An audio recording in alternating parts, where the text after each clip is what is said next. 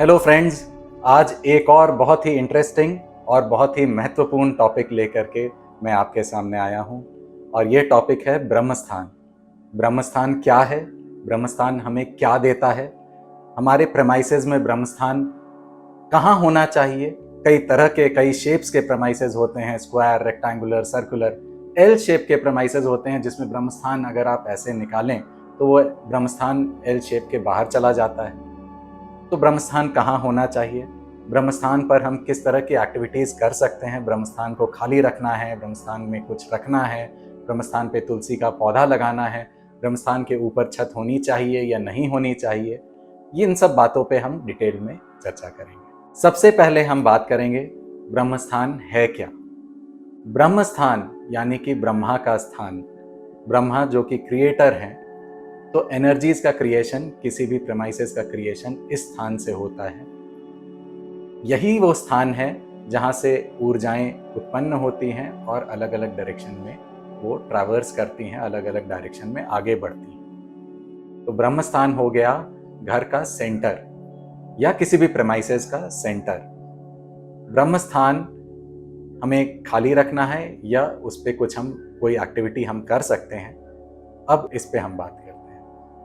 अगर आपने वास्तु पुरुष की इमेज आपको याद होगी तो वास्तु पुरुष औंधे मुंह लेटे हुए हैं, और ब्रह्म स्थान एक वो स्थान है जहां पर वास्तु पुरुष की नाभि आती है। वास्तु पुरुष की नाभि एग्जैक्टली ब्रह्म स्थान पर आती है, और हमारा शरीर का ही आवरण होता है हमारा घर या हमारा कोई भी प्रेमाइसेस।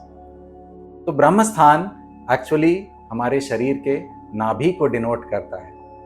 नाभि, एक आपने बच्चे की नाभि को देखा होगा कि बच्चे का जो पेट होता है वो हल्का सा उठा हुआ होता है, चारों तरफ उसका स्लोप गिर रहा होता है। तो ब्रह्मस्थान के केस में भी अगर हम अपने ब्रह्मस्थान को थोड़ा सा एलिवेटेड रखें और उसके चारों तरफ स्लोप रहे तो वो ज़्यादा अच्छा है।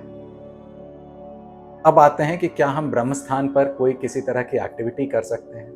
ब्रह्मस्थान पर टॉयलेट, ब्रह्मस्थान पर सेप्टिक टैंक, ब्रह्मस्थान पर स्टेयरकेस, ब्रह्मस्थान पर किसी तरह का पिट, ब्रह्मस्थान पर लिफ्ट का पिट आ जाना, ब्रह्मस्थान पे ओवरहेड वाटर टैंक आ जाना, ये सभी चीज़ें बहुत ही ज़्यादा वास्तु के अनुसार बिल्कुल ही नॉट अलाउड, बिल्कुल ही डिसअलाउड चीज़ें हैं, और इनकी नॉन रेमेडिएबल, इनकी कोई रेमेडी नहीं है। जब मैं कहता हूँ कि इनकी कोई रेमेडी नहीं है, आप इस बात को लॉजिकली समझें। एक बच्चा जब अपनी माँ के पेट में होता है, माँ की कोख में होता है, तो उसको न्यूट्रिशन मिल रहा होता है अपनी नाभि से, जो कि अम्बिलिकल कॉर्ड से अपने माँ के शरीर से सटा हुआ, माँ के शरीर से जुड़ा हुआ होता है। अब क्या ऐसी कोई साइंस आई है कि हम उस अम्बिलिकल कॉर्ड को हटा दें, उसकी नाभि को हटा दें बच्चे की, और वहाँ कोई दूसरी तरह का पाइप जोड़ करके उसे न्यूट्रिशन देने लगे? जी नहीं, ये संभव नहीं है। और हमारे स्पेसेस में भी इस तरह का कोई भी कार्य संभव नहीं है कि हम, अगर हमारा ब्रह्मस्थान डिस्टर्ब्ड है, वहाँ एनर्जीज कम है, तो हम वहाँ किसी तरह का छेड़छाड़ कर दें, वहाँ पिट बना दें, वहाँ कोई प्लेट लगा दें, वहाँ किसी तरह की कोई मूर्ति लगा दें या कोई हेवी ऑब्जेक्ट लगा दें, तो वो हमें कभी भी रिजल्ट्स नहीं देगा। अगर वहाँ कोई पिलर है, कोई सेप्टिक टैंक है, कोई टॉयलेट है, तो वो नॉन रेमेडिएबल दोष हैं, और उनको हटाना ही एकमात्र सल्यूशन है ब्रह्मस्थान के किसी भी इस तरह के प्रॉब्लम्स होने को हटाना ही पड़ेगा। अब नेक्स्ट हम बात करते हैं कि क्या हम ब्रह्मस्थान पे किसी तरह की एक्टिविटी कर सकते हैं? जी हाँ, ब्रह्मस्थान पर एक्टिविटीज़, एक ह्यूमन का मूवमेंट होता ही होता है।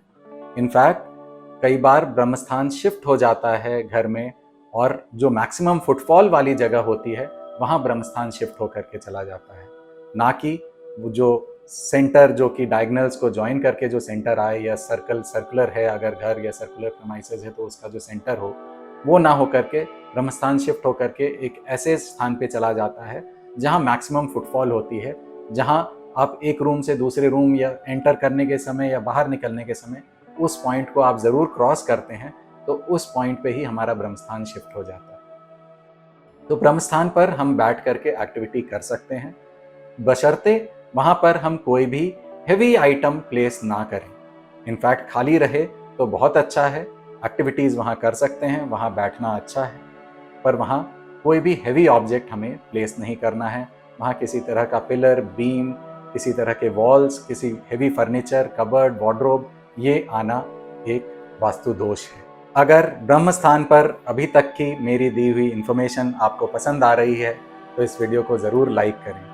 आगे भी इस तरह के और इन्फॉर्मेशन लेने के लिए इस चैनल को सब्सक्राइब करें और अपने फ्रेंड्स के साथ इस वीडियो को शेयर करें ताकि ज़्यादा से ज़्यादा लोगों तक यह इन्फॉर्मेशन पहुँचे। अब हम बात करते हैं कि क्या ब्रह्म स्थान ऊपर से ढका हुआ होना चाहिए या ओपन टू एयर होना चाहिए। ऑल्दो ये क्वेश्चन आज के समय में काफ़ी इसका रेलेवेंस कम हो गया है क्योंकि फ्लैट्स में कोई open to air space mid of the flat तो बिल्कुल ही नहीं मिलता।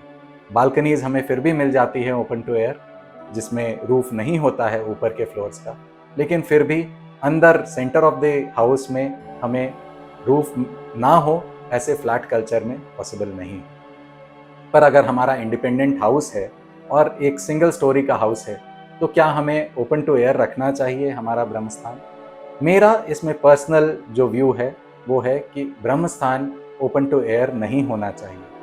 पौराणिक काल में दो तरह के वास्तु होते थे। एक होता था राजा के महल का वास्तु, एक होता था प्रजा के लिए जो घर बन रहे हैं उसका वास्तु। तो आपने देखा होगा कि कोई भी महल या कोई भी जो राजा के रहने का निवास का जो स्थान होता है, महल का ब्रह्म स्थान ऊपर से हमेशा कवर्ड रहता था। ऊपर डोम ज़रूर होते थे ताकि हाइट ज़्यादा मिले, डोम से कवर्ड होती थी। ब्रह्म स्थान के ऊपर की सीलिंग की हाइट ऊंची होती थी, पर वो ओपन टू एयर नहीं होता था।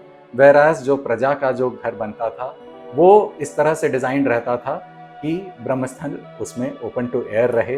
तो इसके पीछे कारण यह होता था कि प्रजा के थॉट प्रोसेस में जो है किसी भी तरह की इनिशिएशन, किसी भी तरह के नए आविष्कार, नए चीज़ों के प्रयोग की भावना ना आए और वह एक स्लेव की तरह, एक प्रजा की तरह रहे और उनमें ये नए विचार, नई विचारधारा ये डेवलप ना हो।